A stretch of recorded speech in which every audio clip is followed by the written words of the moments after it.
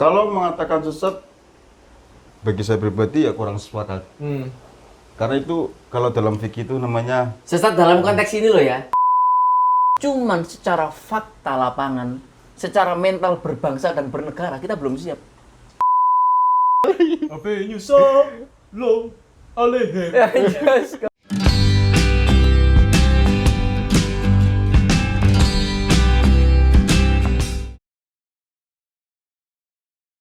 Saat ini kita mau ngobrolin tentang Panji Gumilang. Wah, jasa. Ngomongin tentang zaitun. Ya. Bukan Panji Petualang. Bukan. Parah anjir, Pak lah. Enggak. Ya. Jadi hari-hari ini kita diramaikan, media sosial kita itu diramaikan atau dihebohkan dengan fenomena Pondok Az-Zaitun atau Panji Gumilang. Ya enggak? Mulai dari MUI semuanya turun tangan ya enggak, sampai ada demo, aksi massa. Iya. Ya, kayaknya kita perlu ikut ngobrol deh. Ya kan kita masih muda. Ya gitu kan ya. Ya untuk pembicaraan atau bincang-bincang kita ke depan, kita akan ditemani oleh saudara saya ini, si Janjo. Gimana nih? Wah, saudara Iman Mundir. Oke. Ya, saya kenalkan dulu ya. Ini Mas Iman ini direktur SAS periode yang lalu. Jadi teman saya ini produktif, progresif. Jadi kerjaannya kajian-kajian mulu ya. Jadi kita undang biar bacot di sini. Oh gitu ya. tapi nggak ada karya. Sasku apa? SAS itu Said Akil Center Sirot. Ya. Ya enggak? Saya Akil Sirot Center. Said Akil Sirot Center. Iya enggak? Kebalik ya? Balik. Aku kebalik dah. Boleh. Said Akil Sirot Center. Gitu. Dan satu lagi kita akan ditemani oleh Ikram Mulyadi. Mulyadi. Nah, ini Bung Ikram ini akan menjadi co-host kita ya. Nah, jadi dia akan menemani kita untuk meramaikan perbincangan kita. Gimana?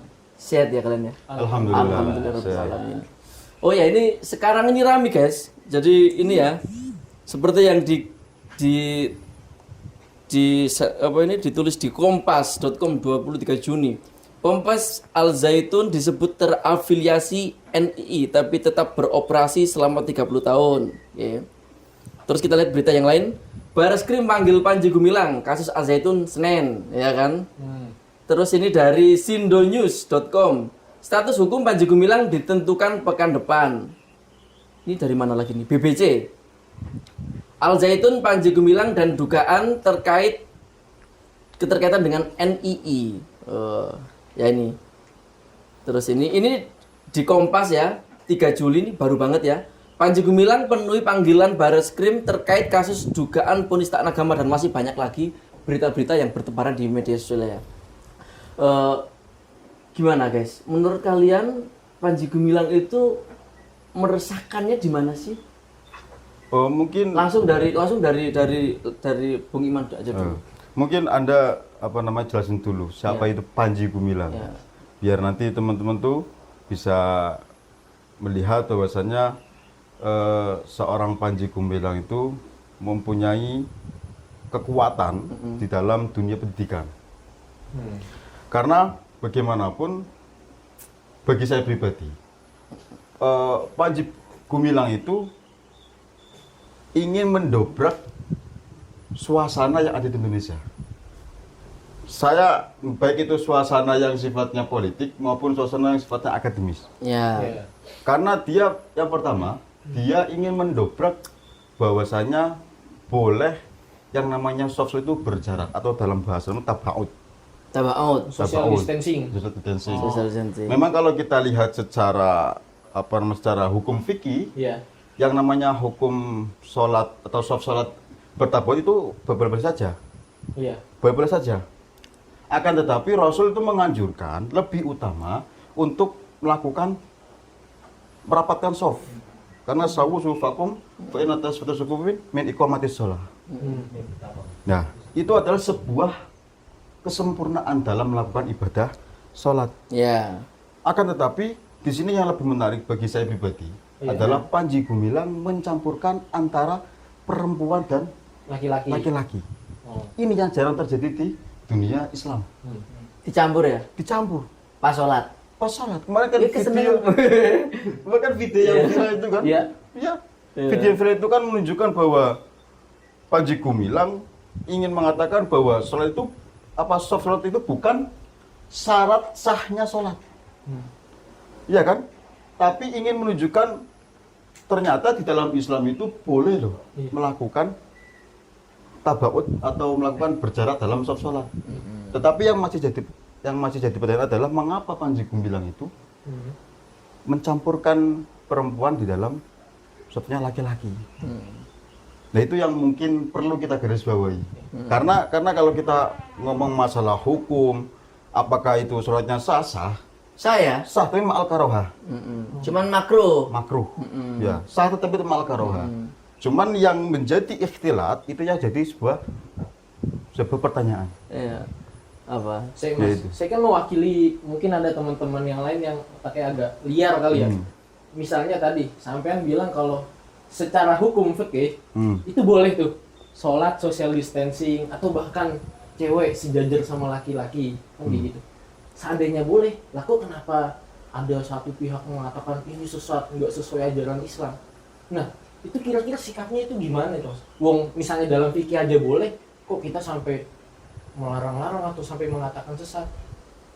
Kalau mengatakan sesat, bagi saya pribadi ya kurang sepakat. Karena itu kalau dalam fikih itu namanya Sesat dalam konteks ini loh ya. Ya, Perlu ya. digarisbawahi Ya. ya. Nanti Sesat kita dalam akan konteks membahas fikih ya. tema-tema yang lain. Oke, Enggak iya. tema yang ini doang. Tema sholat Sholat. ketika cowok cewek dicampur itu sesat apa enggak? Iya. Menurutmu enggak sesat? bagi saya nggak sesat. Nggak sesat.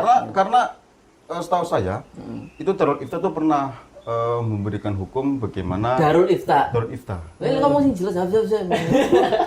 Darul Ifta ya. Darul Ifta itu Ya. pernah berfatwa bahwasanya boleh ketika kita sholat di belakang perempuan. Kasus yang terjadi ketika sholat Id. Coba di lapangan, gimana? Kalau Anda mengatakan itu nggak sah, gimana orang sholat Id ketika Campur. campur nggak? Campur. Tapi kan darurat, Bro. Darurat. Darurat. Kita kan misalkan kemarin ya sholat di jalan-jalan itu kan memang gerombolan itu nggak bisa diamankan, nggak bisa didisiplinkan. Lah kalau di Zaitun kan beda, bisa disetting kan. Mau santri berapa sih? Kalau kita kan masyarakat memang tempatnya sangat sempit. Oke, kalau kata darurat, apakah kemudian itu menjadi syarat sahnya sholat? Sholat bercampur di dalam shopnya laki-laki? Iya. Artinya tetap sah kan? Tetap sah, cuma ma'al karoha. Ya. Itu yang setahu saya ketika Ya. Darul Ifta Ya. memberikan fatwa seperti itu. Cuman Rasul pernah mengatakan sebaik-baiknya shopnya laki-laki itu awaluha, Paling depan. paling depan. Oh. Wa syarru sufufir rijal akhiruha. Akhiruha. Kenapa akhir menjadi sebuah keburukan? Karena dekat perempuan. Oh gitu. Iya. Dari Dari para mana pengen ngomong ya hadisnya mau wasaru sufufurit apa? Wasar- Akhiruha. Itu terjemah ke. Iya. Berarti paling buruknya shopnya laki-laki itu Laki-laki di belakang. Di belakang. Tapi Kenapa? saya waktu kecil, Iya. saya pernah belum sunat, Iya. saya sholat di depan, Iya. ditarik. Belum sunat, di sama Terus seperti terus sama. gitu kan. Bisa perempuan mak-mak. Saya ikut jadinya bareng mama. Iya, enggak jelas gak kecil lo ya. Ya gitu ya. Iya. Nggak boleh di akhir, saru itu kan istilahnya ya. Bukan boleh, boleh. saru. Buruk ya. Buruk. Kenapa? Saru, Karena saru. para ulama di situ memberikan tafsir saru itu kenapa buruk? Karena dia itu dekat perempuan. Deket perempuan. Mek ngono tok ya. Laki-laki, Bro. Iya bro, kita ngerol bro. Oke. Oke sih bro, kalau kita ngomongin tentang Pondok Az-Zaitun, kontroversialnya, terlepas tadi tetap salah ya. Cuman kalau kita membahas tentang Panji Gumilang atau Pondok Az-Zaitun dari perspektif sholat yang soft-softnya dipisah itu doang, kayaknya kita kurang menyentuh persoalan intinya deh. Iya. Kenapa? Karena ini sangat heboh banget gitu loh. Sampai Kompleks. MUI, sampai ada acara di TV One itu catatan demokrasi ya. Iya. Sampai dipanggil Bareskrim dan macam-macam, sampai demo. Iya, bahkan Ki Kendi datang ke Ponpes Al-Zaitun buat wawancara. Persoalannya nggak cuman itu. Menurutku sih, pikirku itu yang membuat masyarakat resah itu gara-gara kemarin ada penggiringan wacana bahwasanya di sana itu atau di Zaitun itu orang boleh zina asalkan bayar 2 juta. Iya. Terus orang bisa melaksanakan haji. Nggak harus di tanah haram, tetapi di Zaitun sendiri. Ya siapa orang yang dengar itu nggak emosi. Tetapi kan itu sudah diklarifikasi sama Mas Panji, ya kan? Sudah diklarifikasi ketika dia diundang di Kick Andy. Terlepas nanti apakah secara realitas, secara lapangan Panji Gumilang itu memang terafiliasi NII, Panji Gumilang itu zina 2 juta melegalkan itu, Pro Yahudi. terus dan macam-macam, itu urusan dia lah. Tapi yang dohir-dohir aja yang kita hukumi. Ya Artinya nggak? yang kita lihat lewat media-media Iya, yang- sosial yang ada iya, yang tersebar video-videonya, Iya. kontroversi dan lain-lain. Tapi saya kemarin melihat bahwasannya kayak Panji Gumilang kan ngomong tawaf itu di mana sebagai keliling. Ketika di Andy itu iya. kok tawaf kok salah paham gitu. Karena tawaf itu secara bahasa adalah keliling. Keliling. Berarti orang yang keliling di situ adalah tawaf. Jadi itu bagi saya itu salah paham. Salah paham. Salah. Ya. Kenapa salah? Karena itu mencampurkan mustalahat syariat di dalam bahasa. Iya. Karena tawaf itu ya salah satu ya di Iya. Ka'bah dengan mengelilingi Ka'bah 7 kali. Itu Iya kan? tawaf dalam syariat. Syariah. Ah. Makanya saya melihat kayak Panji Gumilang itu ya karena dia melihat dengan si bahasanya Iya. dan kemudian kalau mengatakan sampai haji itu salah besar. Salah besar. Salah besar. Karena itu amanat tapi Mubarak. dia udah melawan itu, udah mengklarifikasi itu. Ya itu. Enggak. Enggak. Cuman tawaf tadi. Oh, karena cuma hanya keliling. Ya, keliling. Bukan haji di apa namanya? Di Baitul Haram. Baitul Haram. Ataupun di Zaitun. Iya. Cuman kan dia kan gini kan ya. Oke. Dia mengatakan bahwasanya Indonesia adalah tanah suci.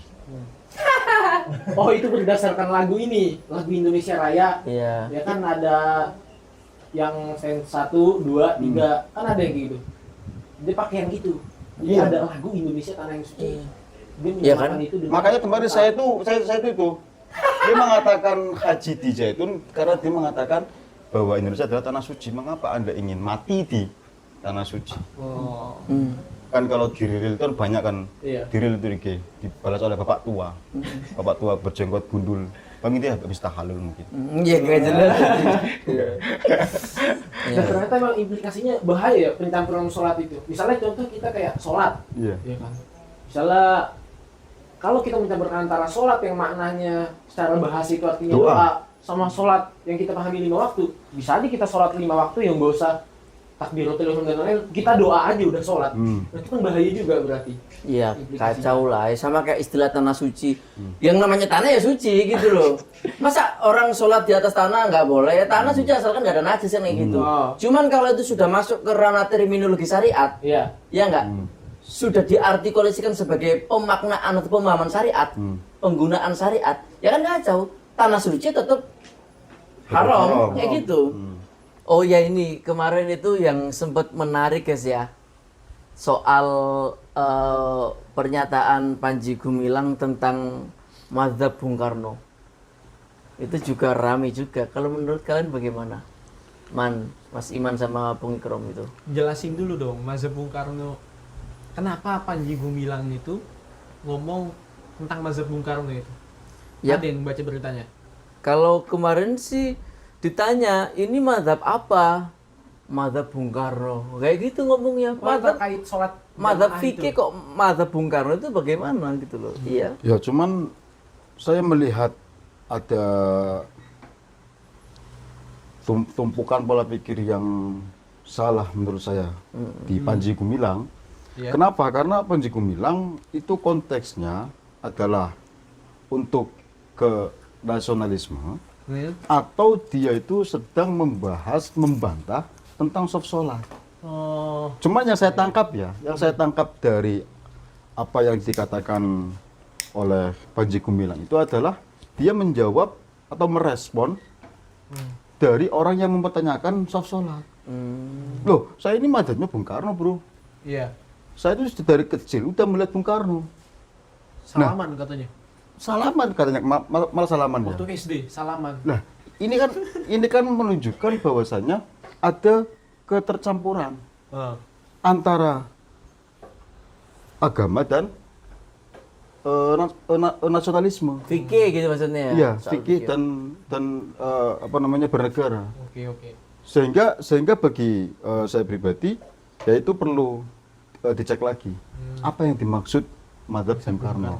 Tapi kalau mazhab itu secara fikih itu saya Al-Juma mengatakan mazhab itu dikatakan sebagai mazhab adalah orang yang mempunyai hujah ya dan mempunyai usul sendiri. Mempunyai Dalam artian pokok-pokok pikirannya pokok-pokok ya. pikiran sendiri dalam beristinbat, melahirkan hukumnya. Nah, itulah kemudian dikatakan sebagai madhab. Tapi kalau kemudian dia merespon soft sholat yang hanya untuk katanya untuk menimbulkan atau memupuk rasa nasionalisme ya salah kaprah bagi saya. Dan itu yang perlu kita garis bawahi menurut saya. Nggak bisa ya. Tidak bisa. Karena itu mencampur adukan. Saya sepakat kalau mazhab Soekarno digunakan untuk memupuk rasa nasionalisme. Artinya semangat revolusionisnya Bung Karno dalam kenegaraan itu sepakat. Sepakat. Tapi ketika dimasukkan dalam ranah agama, nah ini yang jadi problem. Terus Bung Karno juga bukan imam mazhab. Iya. Kalau menurut gimana, Bro? Mazhab Bung Karno. Mazhab Bung Karno. Iya, begini. Ada memang di satu video juga mengatakan itu mengkritik tentang penggunaan satir. Mungkin dia terinspirasi dari kisah ini ya. Jadi Bung Karno itu dulu kan Bung Karno aktif di Muhammadiyah. Ya. Nah, ketika ada musyawarah di Muhammadiyah, itu memang ditutup itu antara laki-laki dan perempuan dipisahkan satir. Iya, kan kayak gitu. Ada Iya, satirnya iya gitu? ada satir, ada kayak tirai memisahkan antara kelompok laki-laki dan perempuan. Kemudian Bung Karno mengkritik karena mengatakan satir itu sebagai simbol apa namanya, simbol yang mengekang perempuan kan kayak gitu. Tapi ini kan juga bukan dalam konteks ibadah. Bukan sholat ya? Iya bukan sholat. Lagi acara apa? Lagi acara musyawarah. Nah iyalah. Kader Muhammadiyah. Ya iyalah. Dan itu kan kalau dalam tradisi kita NU kan biasa aja kan ya, Biasa bukan aja. ibadah. Iya. Misalkan dalam acara-acara kan Acara kita besar. itu siapa saja bisa berekspresi. Bisa. Mbak Yeni Wahid ya perempuan tapi ya vokal kan keren banget ya. Bahkan sekarang udah nggak, misalkan perempuan jadi apa bupati, Iya. jadi pemimpin acara, itu kan bukan yang sifatnya keagamaan gitu. Iya, iya. Biasa aja. Iya biasa aja, dan gak ada problem. Cuma kalau itu udah mencampuri yang seperti itu, menurut saya ada pola pikir yang salah. Apakah itu salah dalam pemahaman dia terhadap madhab, dalam artian pengertian madhab, atau justru dia ingin memperbarui makna madhab itu sendiri. Oh. Karena madhab itu kan kalau di dalam KBBI kan sebuah aliran, Iya, iya. ya kan, Secara umum ya. secara umum. Aliran Iya. apapun itu ya. Makanya itu yang problem ketika kita mencampur adukan itu. Kalau dengerin penjelasanmu soal penjelasan Bung Ikrom tadi ya kayaknya salah paham deh Mas Panji itu. Iya. Bang Panji, Bung Panji, kan Bung Karno, Bung Panji ya. Ya karena kayaknya Bung Panji itu salah paham. Bung Karno itu konteksnya bukan masalah ibadah, tapi Iya. konteksnya itu masalah dalam berekspresi gitu kan ya. Iya. Aman sih menurutku. Aman ya. Oke, terus Kemudian- apa? Ini masalah menarik gitu, masalah salam Yahudi. Anjas, ya itu salam Yahudi rame juga itu. Iya. Gimana salam Yahudi? Nih. Coba nyanyikan gimana, Mas? Nyanyikan lah. Jadi gini, saya tapi nggak hafal lirik pastinya. Pokoknya gini. Alehem. Udah begini belum? Apa nyusul lo alehem. Anjas, konflik. Itu gimana menurut sampean-sampean? Aku nggak masuk hukum lah, dia yang orang syariah. Ayo gimana hukumnya? Hukumnya orang Islam menyukai menyukai lagu dari bahasa Yahudi. Itu gimana? Secara hukum dulu. Kalau menyukai nggak ada problem. Nggak ada problem, Nggak ada ya? problem. Cuman saya menangkap Panji itu adalah salah konteks. Oh. Panji itu mengatakan salam Yahudi itu di dalam santri. Yang mana seharusnya itu bukan Yahudi mereka ya. bukan ranah dia untuk belajar itu. Pertama kenapa saya mengatakan itu? Karena pertama santrinya dari Panji itu adalah masih yang sifatnya Anak-anak masih muda. masih muda. Oh. Ya, belum punya prinsip yang mandiri Belum lah. punya bekal. Butuh pengarahan. Iya, ini kan nanti kan akan menjadi sebuah itikot. Iya. Itu yang ditakutkan oleh para ulama. Jadi kenapa kayak tahniah Masehi itu haram, halal? Ya karena memang pada zaman dulu konteksnya seorang mengatakan selamat Natal itu beritikot. Beritikot waktu itu Pada konteksnya waktu itu. Cuman sekarang kalau misalkan hal itu atau salam Yahudi dikatakan oleh Jokowi atau oleh para orang yang ulama memang besar, bertanggung jawab. tanggung gitu kan ya. jawab. Artinya posisinya juga sebagai negarawan di situ. Iya. Oke, bukan dalam ranah sebagai agamawan yang takutnya dianggap sebagai Iya, percaya. iya. Tapi misalnya gini bang, soalnya ada pendapat mengatakan begini, itu mengenalkan salam Yahudi itu dalam rangka mengenalkan multikulturalisme. Anjay. Itu gimana itu? Kan Mas, kita mas, cuma mas, Mail. mengenalkan. Semua itu. Ya kalau sifatnya hanya pengenalan, sifatnya hanya ingin ini loh ada salam yang model seperti ini. Iya. Cuman kita harus ingat kita juga punya identitas. Artinya yuk kita assalamualaikum dulu aja deh yang bener gitu ya. Ya, karena Nabi juga dulu ketika disalami oleh Yahudi bukan jawab waalaikumsalam warahmatullah, tapi waalaikumsalam. Oh. Enggak ada warahmatullahi wabarakatuh. Ya karena saya melihat di sini Nabi mengatakan itu karena Nabi ingin menonjolkan Islam itu punya identitas. Oke. Nah, ini yang kemudian Panji harus jelaskan, Mas Panji ya. Mas harus Panji. jelaskan Bung Panji. Anjay. bahwasanya yang Islam juga punya identitas, agama Yahudi juga punya identitas, Nasrani juga punya identitas. Tapi nggak membuat orang menjadi kafir kan ketika Bukan, enggak. tiba-tiba kok lagunya enak ya. Lagunya enak. Ya mungkin Karena- nggak diitikadi, Iya. bukan etikat kebenaran, bukan etikat cuman salam saja gitu Iya, ya. iya. Berarti dari sini perlu kita ambil kesimpulan kapan kita berbicara hukum. Kalau hukum kan aman nih. Iya. Cuman yang menjadikan problem itu kan ketika ini disebar di sosial media dan disampaikan ke anak-anak didik yang mestinya itu dikasih pengajaran yang penting-penting aja lah, Fundamental. yang fundamental lah. Berarti secara etika sosialnya nggak terpenuhi ya. Ya. Cara hukumnya nggak masalah, tapi secara etikanya nggak bagus lah menempatkan sesuatu tidak pada tempatnya. Oke, aman ya berarti ya pembahasannya, udah jelas ya. Udah jelas. Sekarang ini bro, Gimana tuh? ini menurutku yang salah satu poin utama ya yang perlu kita bicarakan tentang bagaimana cara kita bersikap. Soalnya kemarin itu sampai ada seruan aksi gitu, betul. Sampai ini kan heboh banget, sampai ada demonstrasi, sampai ada ini nanti kalau tidak disikapi tidak langsung diberikan sanksi atau apa, langsung diratakan dengan tanah misalkan. Jadi ada semacam ujaran untuk mengarah ke kekerasan. Ini kok menurutku ya, nanti aku minta pendapat kalian. Kok menurut ini meresahkan, gitu loh. Jadi ada semacam ketegangan dalam masalah pluralisme agama, dalam masalah keberagamaan yang meniscayakan perbedaan, kan kayak gitu. Kalau menurut kalian bagaimana itu? Bagaimana cara kita menyikapi itu? Menyikapi itu. Ya, monggo. Ini co-host dulu dong. Co-host dulu harus berwacana dong, gimana? Sih sebenarnya nggak enak, harusnya narasumber dulu. Tapi mungkin gini, saya menambahkan pendapat sih sekaligus ya mempertanyakan ulang kan. Ya. Ketika ranah konteks Panji Gumilang ini nih, Iya. Panji Gumilang. Kalau kita lihat kan dia sebagai orang yang beragama Muslim, tapi di sisi lain dia itu orang yang minoritas, kan kayak gitu kan. Iya. Artinya ada anggapan-anggapan nyeleneh yang diutarakan yang membuat masyarakat itu resah, kan kayak gitu. Nah, bagaimana kita menyikapinya? Apakah harus dengan kekerasan dan lain-lain? Toh sebenarnya dalam masalah ini kan kita kan juga punya kerangka hukum. kan kayak gitu.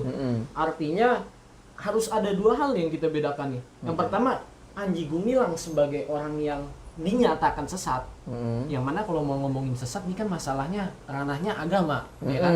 Ranahnya dalam Meskipun ini belum ada yang mengatakan sesat, masih ya, indikasi kesesatan. indikasi sesat oleh MUI gitu. Tapi kan masyarakat netizen udah sesat. Oh iya, sesat. Kayak gitu.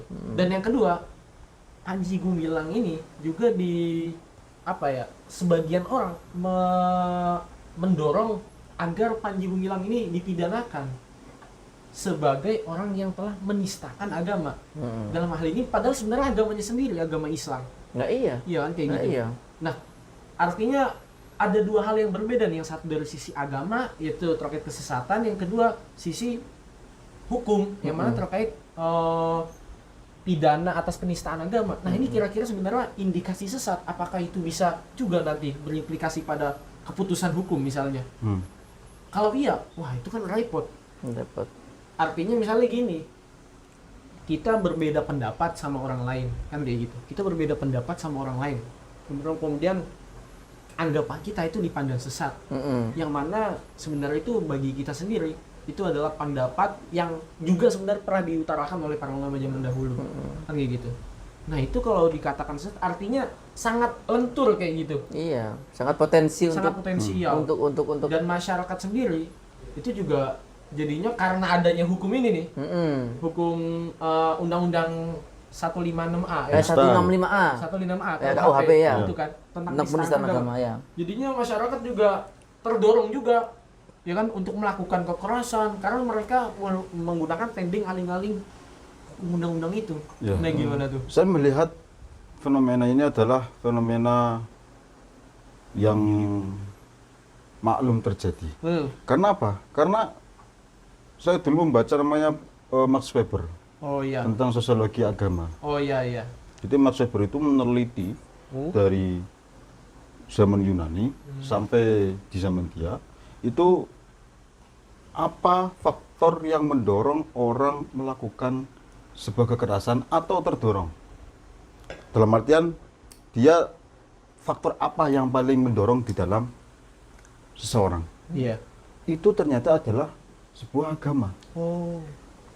Agama dimanapun berada itu mempunyai nilai yang bisa memberikan dorongan orang untuk melakukan apapun, baik itu kekerasan maupun tidak keras, tidak kerasan Oh iya. maupun perdamaian. Ini semua ada faktor dari agama. Adapun yang sifatnya undang-undang dasar, yang sifatnya UUD itu hanya untuk sebagai labelisasi negara. Nah, ini yang kemudian bagi saya pribadi adalah hal yang maklum terjadi. Karena apa? Karena tadi agama itu mempunyai faktor terkuat. Orang melakukan sebuah tindakan. Dan yang contoh lah, kalau kita kita kan harus bedakan nih ya, mana yang kekerasan yang sifatnya akademis, mana kekerasan yang sifatnya non akademis. Ya kan? Kita lihat orang-orang yang mungkin kayak Hasan Hanafi, Abi Jabiri, tiga habisan oleh Abdul Rahman. Ya kan? Itu kan kita juga mempertanyakan tuh, kok kenapa Abdul Rahman itu sampai membela yang sedemikian begitu? Yang non akademis, yang kemudian timbul di masyarakat karena kurangnya sebuah informasi tentang keagamaan, maka orang tergerak, tidak ada kata lain ya untuk melakukan demonstrasi. Nah, demonstrasi inilah yang kemudian nanti timbul semacam kekerasan. Nah, kekerasan inilah yang menurut saya perlu dari pemerintah untuk ambil sikap. Kan kalau nggak salah itu kan namanya Profesor Mahfud itu kan ada 3 solusi bagi Zaitun. Apa aja tuh? Yang pertama adalah selesaikan hukum, maksudnya melalui hukum. Itu yang dilakukan oleh Polri. Kemudian nanti diselesaikan secara administrasi. Karena kan ada dugaan yang 4 miliar itu dalam 1 jam atau satu hari gitu, ya kan? Nah, kemudian yang ketiga, ya pemerintah harus selalu mendorong kepada masyarakat agar tidak melakukan sebuah kekerasan. Demo boleh, Islam juga boleh demo. Cuman kan cara berdemo ini yang sampai merusak, sampai membakar, sampai ya mengganggu khalayak yang lain, itu yang kemudian digarisbawahi oleh Islam. Nah, maka penyelesaian tentang kekerasan, ya bagi saya pribadi adalah tugas dari orang yang punya otoriter keagamaan untuk melakukan informasi tentang keagamaan itu. Soalnya sikap, ya karena bagaimanapun orang awam itu akan selalu kaget. Bahkan saya pribadi ketika ada mendengar kayak Profesor Munim juga agak kaget gitu loh. Dan dalam artian akademis itu juga kaget. Iya. Iya kan? Apalagi orang-orang yang misalkan yang sifatnya udah dia yakini adalah sebuah kebenaran, Iya. ditabrak oleh sebuah wacana bahwa kayak misalkan soft solar. Itu kan bagi ke kalangan awam kan udah fix. Udah sakral Udah banget lah ya, sakral. nggak bisa membedakan mana Nggak yang bisa sakral sama membedakan. yang buruk Iya, banget. iya. gitu. Ya makanya itu yang kemudian ya bagi saya pribadi kayak NU, kayak Muhammadiyah itu harus selalu memberikan informasi tentang keagamaan itu. Ya mungkin itu. Iya, mantap. Gini bro, tapi kayaknya kita tadi terlalu menjustifikasi nggak sih kalau itu memang kekerasan gitu? Kayaknya belum sampai kekerasan deh kemarin itu. Indikasi. Iya, belum ada. Karena udah ada ancaman, Bung. Ya, belum sampai kekerasan loh ya, Iya, belum ada apa. ancaman. Cuman kita membicarakan ini kira-kira enaknya bagaimana sih gitu, ya kan? Cuman kalau seumpama MUI merumuskan ini sesat, menurutku nggak masalah. Ya, Ya, benar, nggak masalah. benar. Oke. Cuman kalau seumpama MUI mengeluarkan fatwa atau siapa aja kayak Iya, mengeluarkan mengeluarkan fatwa fatwa. sesat dan ternyata fatwa yang bersifat keagamaan ini melandasi hukum negara, akhirnya dia itu bisa dihukum, dipidana. Iya. Ya kan gimana, Cok? Berarti kan perlu dipertanyakan lagi. Kita itu ya landasan berbangsa kita itu hukumnya itu apa sih? Hukum negara apa hukum Islam. undang-undang apa hukum agama kan enggak ya kan ya? Oke. Kan ada batasannya kan kayak gitu. Kalau aku pribadi sih memang jelas pandangan bahwa saya misalkan siapa Panji Gumilang ngomong qala Rasulullah fil Qur'anil Karim misalkan ya ada pandangan Al-Qur'an itu ucapan manusia itu ya menurutku ya sesat. Ya enggak? Tapi dolatun indana, ya enggak? Ini itu enggak beres menurut kita. Itu pun enggak sampai mengeluarkan dia kafir. Dan itu kan yang dijelaskan oleh Imam Ghazali di dalam Faisal. Berarti Anda mengatakan lakum dinukum waliyadin itu. Ya jelas tuh emang kayak gitu. Lakum dinukum waliyadin. Cuman tetap ada dialektika, ya enggak? Kita kan sumama ini sesat kan kita nggak tinggal diam. Terus bagaimana yang benar kita jelaskan kan gitu saja. Ya, Ya kita ya. jelaskan. Cuman kalau sampai ada indikasi semua dikit-dikit perselisihan atau nanti di atas namakan penistaan agama ya repot gitu. Itu loh menurutku yang perlu kita garis bawahi gitu. Aku mau mengkelirkan ya. Iya, iya. Berarti begini, sampean itu berarti sepakat nggak kalau bukan vonis ya, fatwa kesesatan itu dijadikan sebagai salah satu landasan dalam persidangan untuk mengatakan bahwa si Panji Gumilang ini melakukan penistaan agama. Iya. Artinya sampean sepakat nggak? Kalau aku pribadi sih fatwa enggak itu lah. dipakai? Enggak, ya dia nanti dimintai pertobatan, kan kayak gitu kan, disadarkan, itu saja kan, disadarkan, dimintai pertobatan, dinasehati, dirangkul, gitu caranya. Masa pemikiran dilawan dengan hukum kan nggak lucu. Iya. Beda lagi kalau sudah melampaui batas. Kan ada cuy yang melampaui batas, misalkan Al-Quran dibakar, itu baru jelas nggak beres lah bro. Iya. Sudah aksi itu, sudah perilaku, kan kayak gitu. Kalau pemikiran menurutku sih, ya kita rawan untuk berbeda pendapat. Ya. Cuman bagaimana cara kita bersikap kan itu kan? Iya. Ya makanya kan ya kalau memang berbeda cara pemikiran ya salah satu jalan yang sekarang dilakukan adalah diskusi. Karena bagaimanapun di zaman sekarang itu ya itu dikit-dikit penistaan, dikit-dikit ngomong sesat, dikit-dikit ngomong kafir. Itu yang menjadi keresahan ya bagi saya pribadi, yang mana kemudian perlu adanya majelis atau tempat duduk untuk berdiskusi. Iya. Cuman permasalahannya adalah kalau saya pribadi, alasan yang dibawa oleh Panji Gumilang, walaupun ada diskusi, itu tidak nyambung. Gitu. Gimana? Coba. Emang dari sononya, Cok. Ya. Coba contohin dulu nih. gimana? Makanya gini, saya tuh melihat dia itu salah paham terhadap agama. Hmm. Pemahaman dia terhadap agama. Salah. Dia ingin memaksakan pemahaman agama di pemahaman sosial atau bernegara. Itu yang kemudian yang saya katakan ada diskusi, paling nggak nyambung. Akhirnya masyarakat tambah emosi gitu. Tambah ya? emosi. Ini yang juga perlu kita garis bawahi gitu. Iya. Karena ya kayak kemarin tawaf katakan keliling. Pemaknaan Tanah tawaf suci. sebagai keliling gitu kan ya. Iya. Ya bener menurut logo, menurut bahasa. Tapi ketika dia kemudian mengatakan untuk syariat, salah kaprah. Tanah suci. Kan itu yang diril itu kan ada perbedaan antara tanah suci dan tanah yang suci. Iya. Iya. Mbok Mas apa bapak-bapak tua itu loh. Iya. Itu kan ramai itu kan. Dan Itu bener masalah juga. diksi doang ya. Iya. Lah, itu yang kemudian bagi saya tuh nggak ada jalan tengahnya akhirnya. Iya. Ya walaupun ada diskusi, tapi tetap aja masyarakat akan menerima informasi itu sebagai menabrak agamanya gitu loh. Paham nggak maksud saya? Paham. Karena contoh lah yang menguji kesaktian Panji Gumilang, menguji kesaktian Az-Zaitun. Oh, Zaitun. Apakah ada titik temunya? Sampai sekarang belum ada.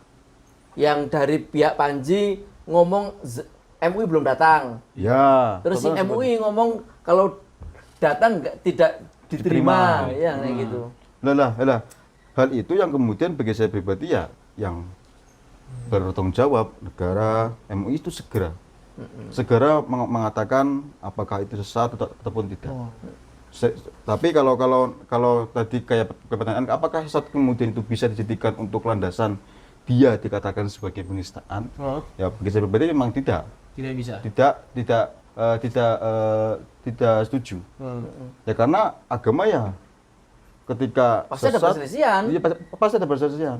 Jangankan masalah kesesatan, dong kita malah bagi orang sebelah kita dikafirkan. Iya nggak? Tahlil dikafirkan, Ziarah. apalagi ziarah banyak lagi. Udah nggak level sesat, kita itu lebih baik sesat. Tapi apakah kita laporkan dia penistaan agama? Kan yang enggak. Atau kita dilaporkan yang ngapain? Iya. Ya menurutku sih harus ada penyikapan penjelasan ya. Penjelasan. Pemisahan ini masalah hukum, masalah pemikiran dan ini masalah etika sosial. Makanya kan kayak profesor itu kan Profesor Mahfud kan nggak pernah menyinggung tentang kesalahpahaman Panji terhadap agama. Oke. Tapi lebih ke administrasi dan lebih ke apa namanya tuh? Yang katanya terafiliasi dengan NI. Iya, NI seperti itu gitu, Yang Pak. dugaan-dugaan kan gitu Dugaan. kan. ya? Masalah politik. Iya, kayak 260 rekening misalkan Ya. gitu. Dan itu bagi saya tepat. Nah iya, kalau itu masalah hukum setuju aku ya. Ya. Tapi kan mau nggak mau nih ya, misalnya kalau kita ngeliat di Undang-Undang 156A itu KUHP itu mau nggak mau Pasal, ya. iya pasal KUHP itu mau nggak mau kan ada irisan itu antara agama sama hukum karena berkaitan dengan penistaan agama. Nah itu kira-kira menurut sampean ya, apakah bakalan jadi rawan nggak nih pasal 156A itu digunakan misalnya nanti untuk kasus-kasus yang bakalan lahir berikutnya? Contoh, karena ini udah kejadian nyata, misalnya di Madura, terlagi di Sampang itu, di Siah pembantaian maksudmu? Siah, Siah, Lagi di Siah. Siah, di Sampang pembantaian itu nyampe dan pengusiran juga di situ kan ya, ada pengusiran. Nah, itu kan kalau kita ngelihat dari sisi ajarannya aja ya, Syiah itu kan mereka mencela para sahabat. Ya. Kayak gitu. Sedangkan kita Ahlussunnah wal Jamaah Menjunjung tinggi. menjunjung tinggi para sahabat. Iya. dong. Ketika misalnya ada orang Syiah, yang mana itu masuk dalam akidah mereka, mencela para sahabat. Loh, bagi kita itu menistakan kita. Kan kayak gitu. Wah, artinya orang-orang Syiah di Indonesia itu tidak diberikan tempat karena mereka mencela keyakinan Sunni. Terus berarti tidak ada dong tempat buat orang-orang minoritas di Indonesia termasuk Syiah misalnya gitu. Jika ada pasal 156A ini. 165A. Iya, 156A. 165A. 165A. Ya, serondol. Meleset mulu. Ayo gimana, Bung? Menurut Gimana? lu gimana? Ya kalau Pasal penistaan agama itu penting nggak sih Penting menurut lu? nggak pada akhirnya? bagi saya penting. Penting. Ntar aku ngasih pendapatku ya. Coba Ya. kamu dulu gimana? Bagi saya penting. Bagi saya penting. Iya. Ya, bagi saya penting. Kenapa penting? Karena yang pertama Indonesia mempunyai kebebasan untuk beragama. Nah, Ya enggak? iya. Dalam artian Indonesia menerima Yahudi Konghucu, Kristen, Islam, ila akhirih. Semuanya lah. Semuanya itu. Ila akhiri. Kita banget aja. Terus. Posisi Hatta. Ya itu penting. Iya. Jadi itu enggak semua orang itu gampang mengatakan atau menistakan ke agama tertentu. Iya. Ini adalah sebuah terciptanya kebinekaan tunggal ika. Kalaupun nggak ada penistaan, saya yakin dengan siapapun orang itu bakal gampang ngomong masalah agama lain yang dia justru bukan konsentrasinya. Sehingga kalaupun kita menghilangkan pasal tersebut, semua orang akan gampang ngomong, gampang berbicara tentang apa yang diketahui dari agama tersebut. Nah, makanya kemudian untuk memberikan efek kedamaian, memberikan efek kemaslahatan di dalam sebuah negara penting untuk dihadirkan sebuah pasal itu. Ya mungkin salah satu yang dapat kita lihat adalah kasus kayak misalkan Ahok misalkan. Iya. Apa dia dengan apa? Penistaan. Penistaan agama. Coba bayangkan seandainya Ahok seandainya tidak ada Dia Apa namanya? bawa cebong ngabret lagi nih. Nggak bisa tak contoh yang lain. ya Karena nih anu lah, udah mau iya. dekat pemilu ini. Aduh, angel wes. Enggak, coba cari tema yang lain deh gitu. Apa coba? Atau deh, Pentingnya penistaan agama. Contoh lain. Dalam prakteknya gitu misalkan. Di Aiden. Ya, yang gitu-gitu loh, mendingan gitu loh. Contoh dah, misalkan Lia Eden, ya kan? Iya. Dia kan salah satu kasusnya adalah kan penistaan terhadap Iya. agama. Coba bayangkan, masyarakat yang nggak tahu tentang pemahaman atau informasi keagamaan. Ada orang yang seperti Mengaku nabi. mengaku nabi. Mengaku Jibril apa nabi sih? Kasus yang terbaru. Apa itu? Boleh dijamak, boleh di sholat isya itu boleh 100 kali untuk stok ke depan seminggu. Oh, iya sih. Itu ada kasus lagi. Kacau sih. Lah, itu kalau kita nggak ada parameter atau standarisasi ya untuk melakukan sebuah penistaan agama, masyarakat akan tergonjang-ganjing. Sehingga ini yang perlu untuk sebagai stabilitas negara. Ya itu bagi saya pribadi seperti itu. Karena kalau misalkan contoh nih, ini yang mungkin belum keangkat ya oleh pemerintah adalah tadi jamaah yang bisa menstok sholatnya sampai seminggu, 2 minggu. Itu gimana? Kalaupun nggak ada penistaan, coba Anda bayangkan gimana warak-wariknya arus bawah. Mungkin kita yang diberikan sedikit pengetahuan tentang agama menerima itu bisa-bisa aja. Bagi mereka nggak bisa, karena mereka sudah punya kekhawatiran generasi kedepannya mungkin nggak sama kayak kita. Mungkin generasi ke depan bisa loh kebawa dengan orang yang seperti itu. Itulah kasus contoh yang mungkin kalau tidak adanya pasal tentang penistaan. Iya. Itu sih bagi saya pribadi. Kalau sampean gimana? Gua kan aku host. Ya kalau aku juga punya pandangan sih sebenarnya gini.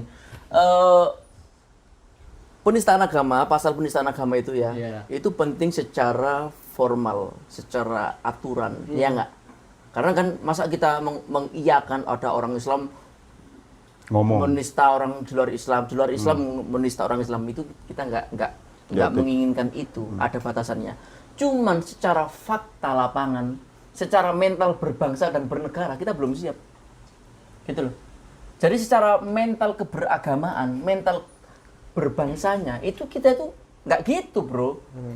Akhirnya yang kita harapkan pasar penistaan ini untuk biar orang itu damai, malah jadi chaos gitu loh. Dikit-dikit nanti akan dituntut. Misalkan aku tersinggung dengan pemikirannya Ikrom suatu saat dia bikin cuitan di Twitter, aku nggak terima, tak laporin pakai pasal itu. Apa coba? Kalau aku sih nggak masalah. Apakah misalkan ya orang mengatakan Al-Quran itu ucapannya Muhammad, ya sesat jelas lah menurut kita ya, pahaman kita ya. Tetapi untuk menyikapinya bagaimana? Ya nggak langsung dong, nggak langsung main hukum, nggak gitu loh. Jadi secara formal Penting. pasal penistaan agama itu penting, ya nggak? Biar apa? Menjaga kerukunan agama. Tetapi dalam secara mental beragama itu yang kita butuhkan edukasi terus menerus, ya nggak? Kita butuh sosialisasi terus menerus, ya nggak? Biar kita itu jadi masyarakat nggak emosian, nggak gampang-gampang tersinggung. Kalau aku dikit-dikit tersinggung nanti tak laporin, itu.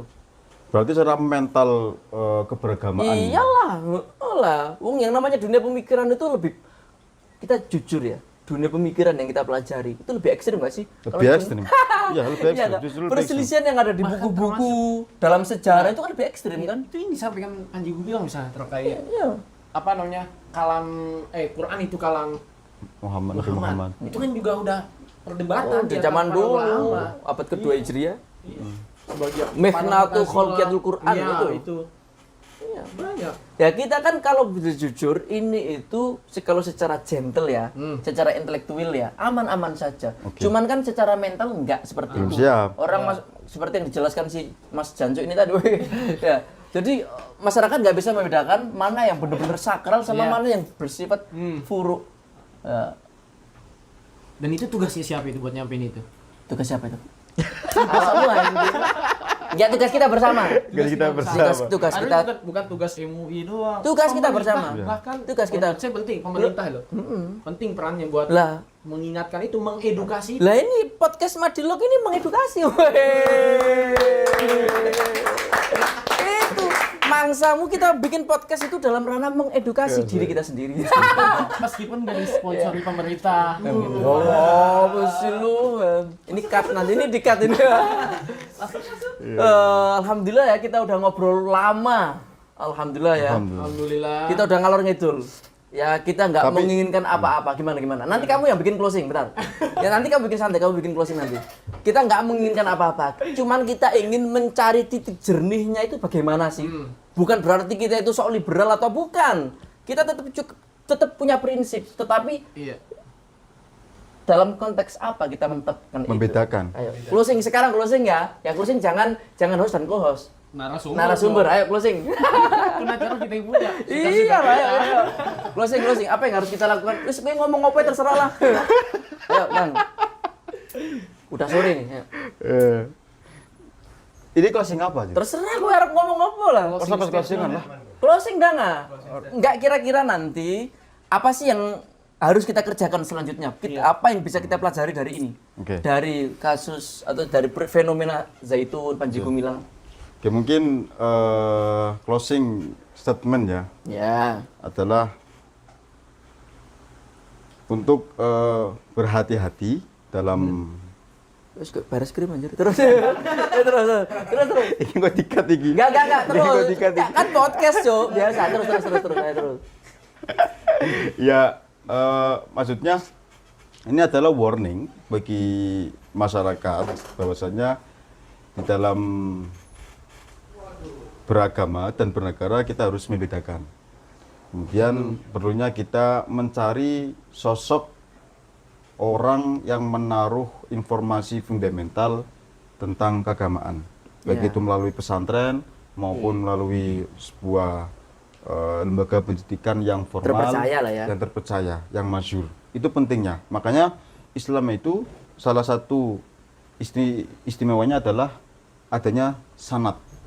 Nah, sanad inilah yang kemudian perlu untuk kita lestarikan. Yang mana pemahamannya kemudian cara beretika di dalam menyampaikan informasi keagamaan, tahu posisinya dan tahu tempatnya. Dan itu mungkin yang closing statement. Alhamdulillah kita tutup ya Madilog kita ya. Kita akan ketemu lagi di Madilog yang akan datang. Madilog, mari berdialog. Terima kasih. Bosnya lupa gimana caranya nutup. Mari berdialog gitu, Pak. Bisa ulangi.